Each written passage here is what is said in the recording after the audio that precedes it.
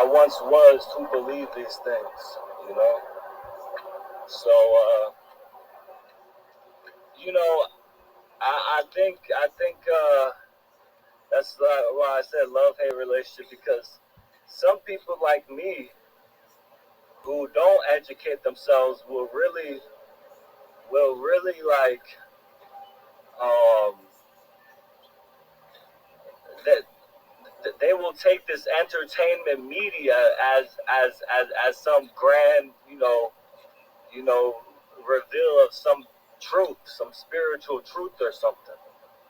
And that's how the Assassin's Creed games were for me when I was going through this spiritual dogmatic conceptualization of life. Hello, David. How you doing, man? God bless you. Hope your day is going good.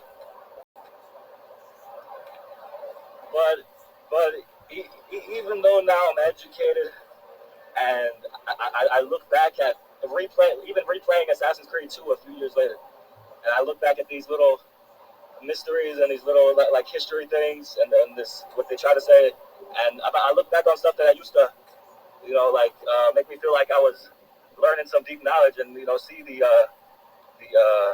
childishness of it, the just ignorance of this dogmatic way of looking at the world.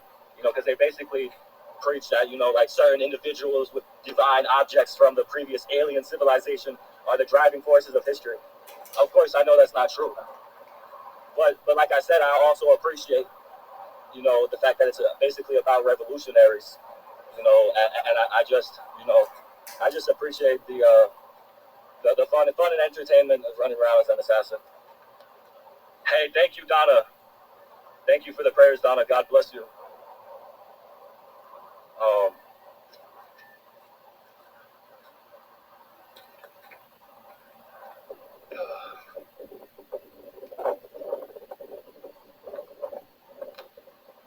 But I still enjoy it. I still enjoy it. And I literally just a few days ago started playing Assassin's Creed 2. I played Final Fantasy 15 for a little while, and then I switch over to Assassin's Creed 2 and play that for a little while. Just like it's like every moment playing that game is like I understand what nostalgia is, because I can just sit there and like every single second, every single thing on the screen, all the sounds, it's just like it captivates me still. Yes, I do, Donna. Yes, I do.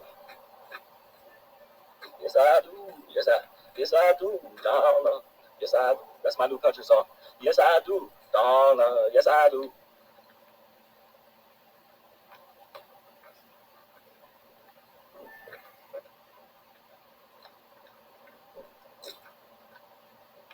Yeah, man, Assassin's Creed 2.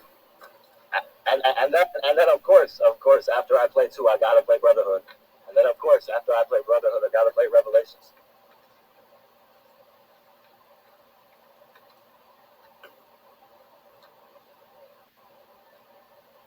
I actually just replayed Assassin's Creed 1. And I just finished it, and that's when I started playing 2. And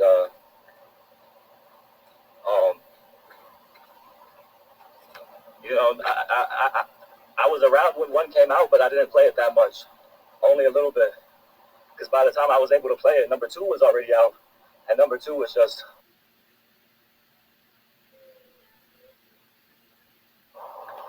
on a whole new level. It was way more fun.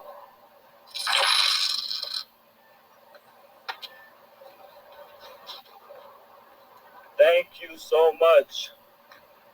Thank you so much to the person who sent me $5 on Cash App. I don't know if they want to say who they are in the chat. If they do, they can. But I don't like to say people's names because of the crazy people on here. I really appreciate the $5. Thank you so much.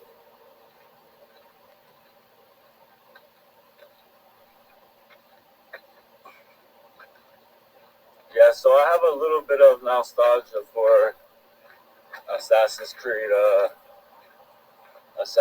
1.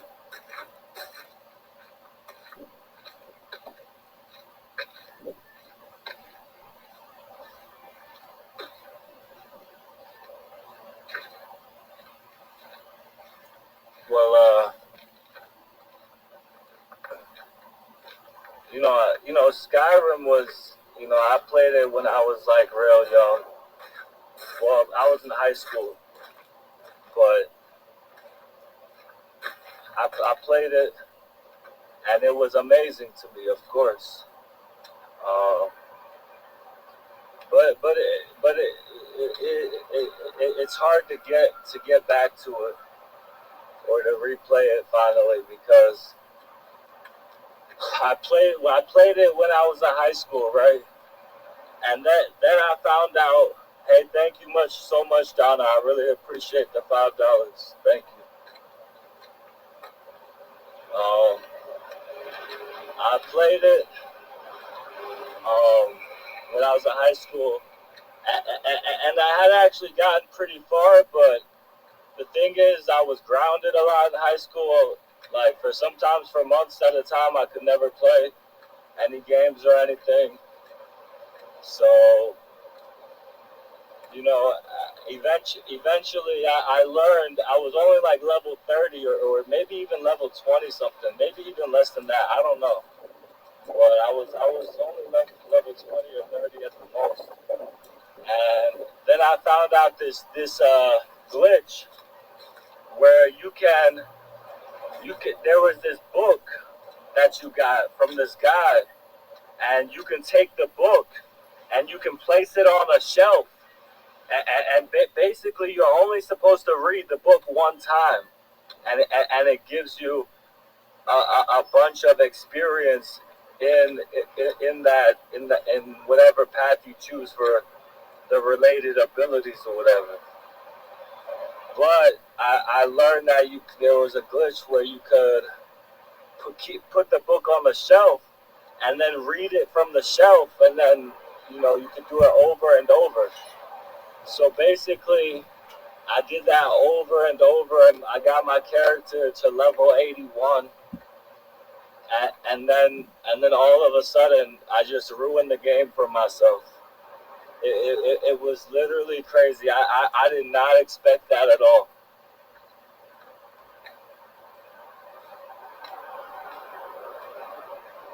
Like I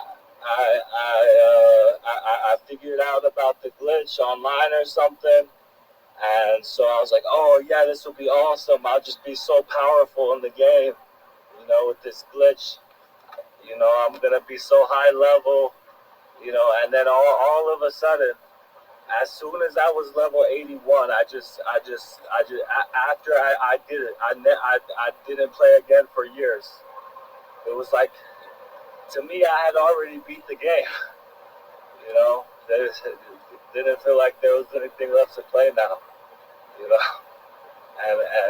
now that it completely ruined my Skyrim experience. And then many years later, well, maybe not too many, I don't know. A few years later, I was like 18 or 19, and I was replaying Skyrim. No, I think I was 18, and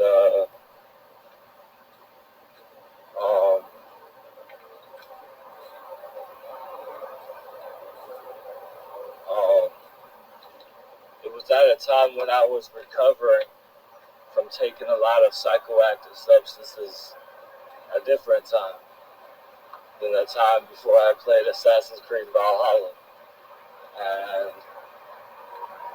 And this time, it was very therapeutic. And my goal was to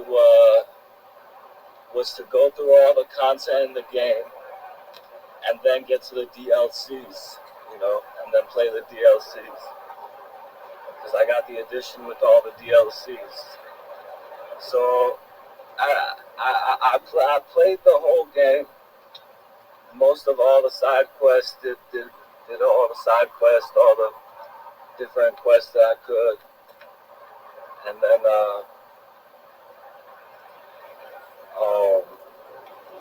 then I started playing the DLC, and I got a little bit through it, but then I just got bored because, for some, I just felt like, the climax of the game was over.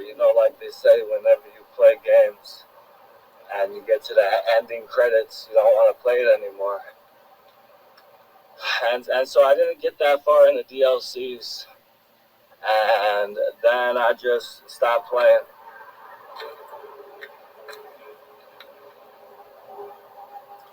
And so now, and I've never played Skyrim since.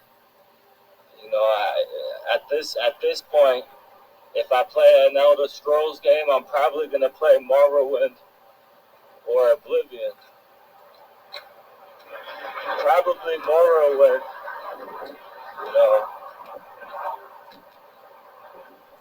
because I like playing old games that had a big impact on the video game culture, to see what all the fuss was about.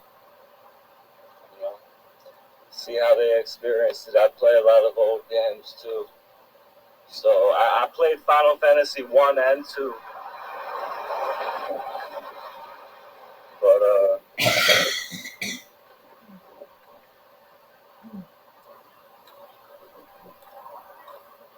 thank you, Donna.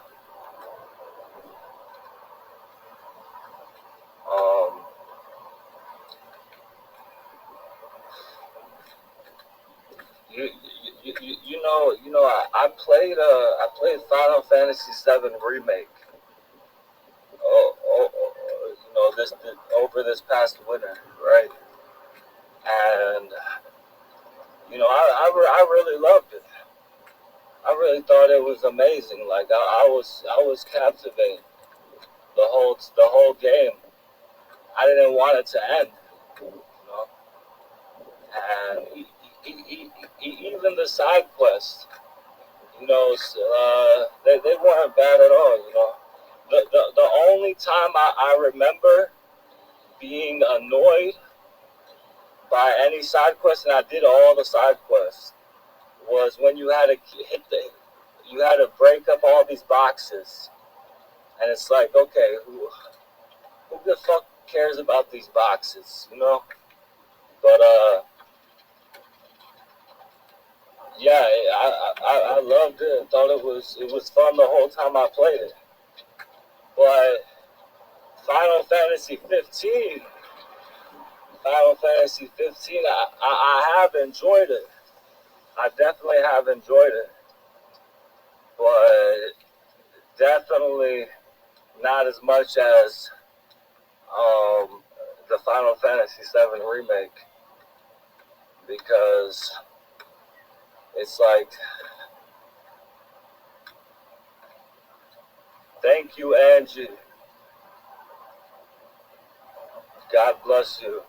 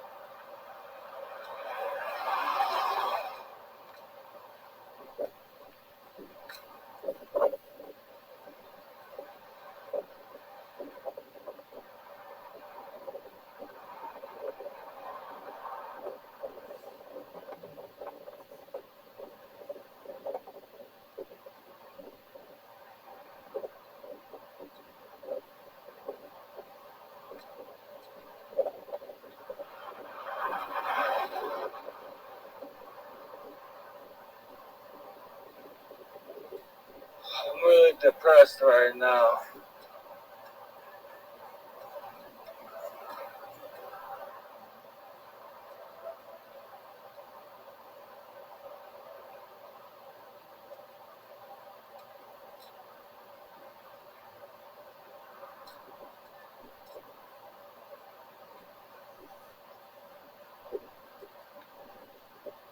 I hope you're doing well, Angie.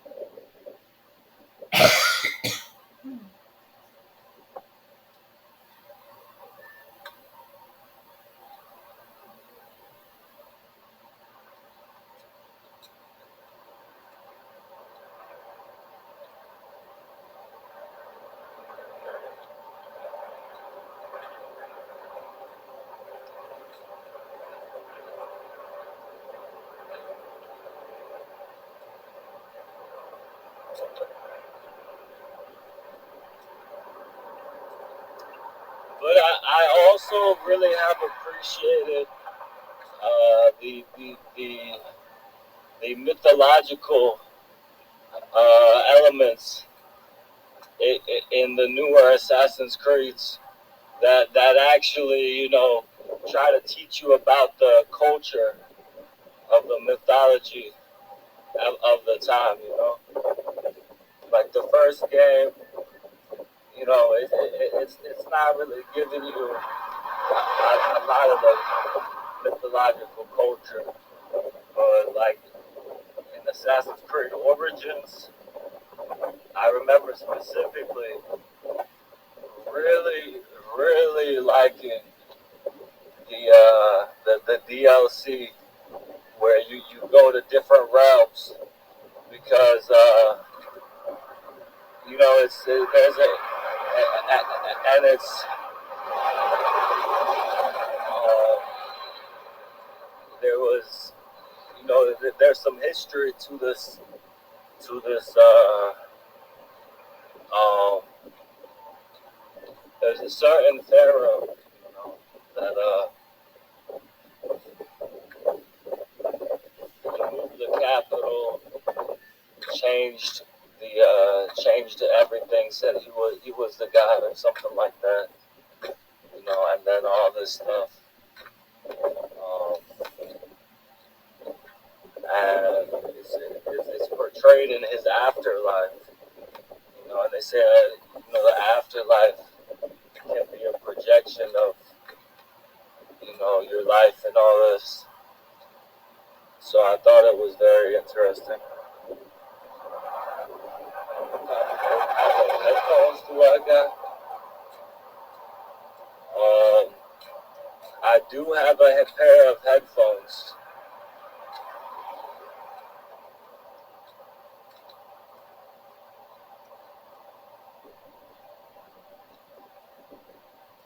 What kind do I have? Is that some weird attempt to stalk me?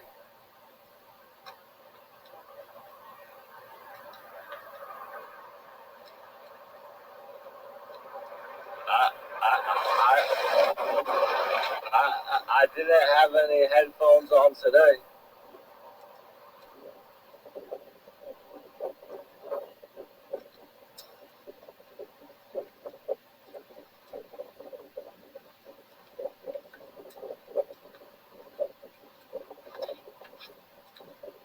Can anybody?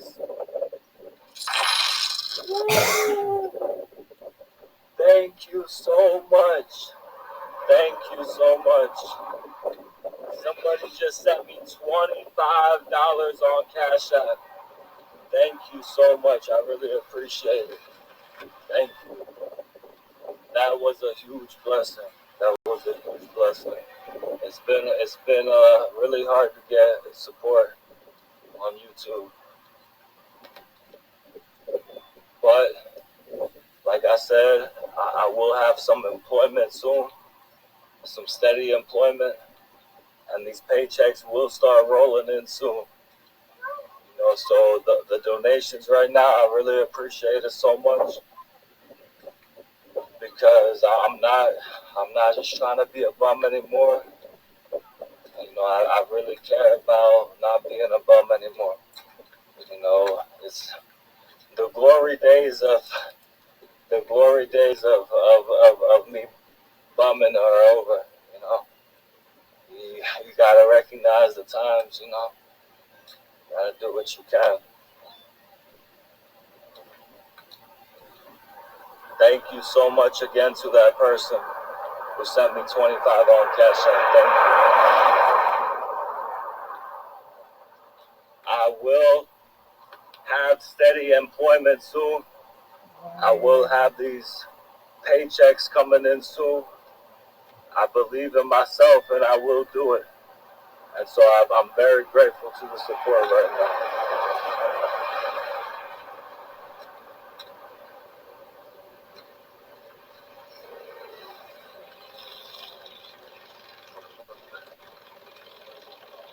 My life is gonna change for the better. I believe in myself, and I know my life can change for the better. So now you're not depressed. Make your fucking mind up. Depressed or not.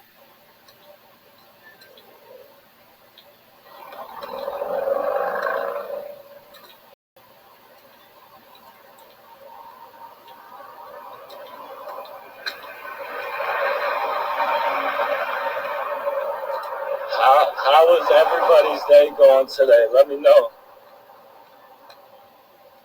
Let me know how everybody's day is going today. Anything exciting happened lately for anybody up here?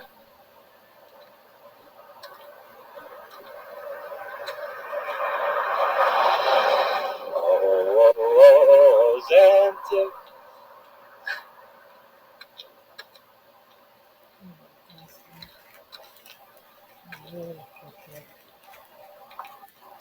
Oh, you know what? I'm feeling a little bit better today. My haters say, "Oh, it's not how it works with bipolar, depression, whatever." You don't just get upset when you don't have money and get happy when you get money. Well, excuse me.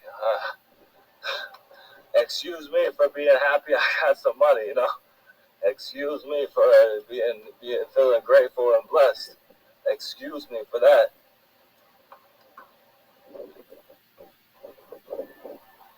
Excuse me. I'm sorry, sir. I did not know. Excuse me.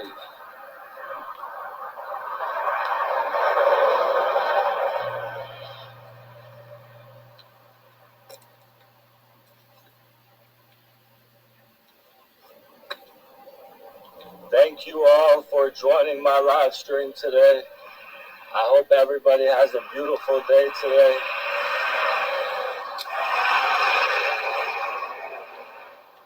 I hope everybody has a very blessed day today.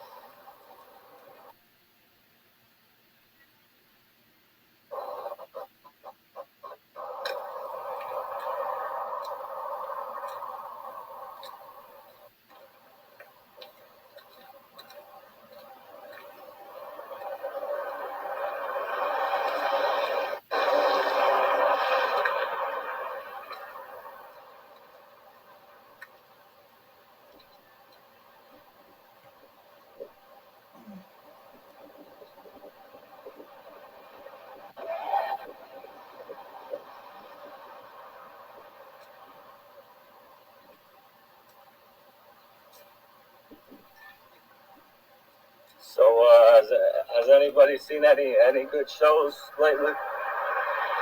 I actually just started watching Fallout last night.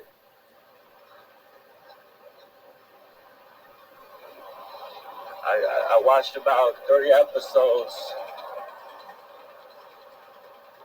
I think I fell asleep during the third.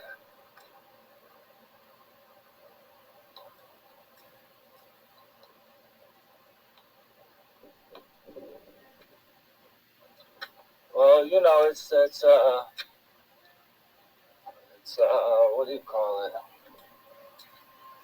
You know, one thing I definitely noticed as an educated sociologist, you know, as an educated Marxist, one thing I did notice this: they have the Brotherhood of Steel, Maximus, the Maximus guy, right? So basically, so far in the first two episodes, you know, he wants to he's getting bullied and beat up by other people in his military group or whatever. People who in training to become part of the Brotherhood of Steel, and then the guy who has the steel armor, who he's serving under, he hasn't earned the armor yet. He kills him, and I was like, you know what, good for you. That's you know what, yeah, fuck that guy.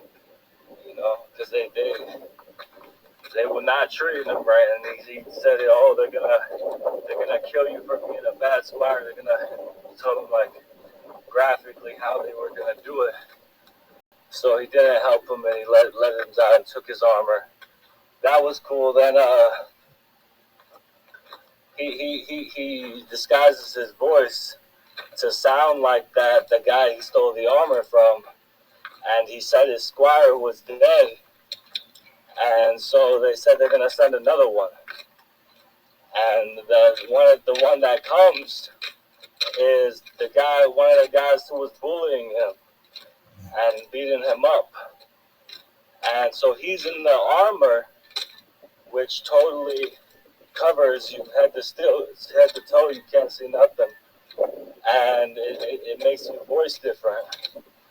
So the other guy can't tell it's him, and he thinks he's the high-ranking knight, and that Maximus is dead. So then Maximus takes pleasure in treating him badly, like the knight treated him. You know, because the knight, he tried to ask the knight some questions whenever he first became a squire, and he just gave him some of his armor and told him to clean it, and did the same thing to the guy. Now, I'm not saying that, you know, of course this guy was bullying him, blah, blah, blah, but, you know, the satisfied smile of guilty pleasure, or whatever you call it, that you see Maximus get from now being in a position where he can be the exploitative and you know, person in power and treat anyone under him badly now that he's in this position. And it reminds me of the quote, you know, when the education is not liberating, the dream of the oppressed is to become the oppressor. Now, I'm not saying this is a total analysis for the Maximus character, because I feel like he probably will go on to do some more heroic things. Right at this point, it seems like he's just trying to help other people that are being bullied or being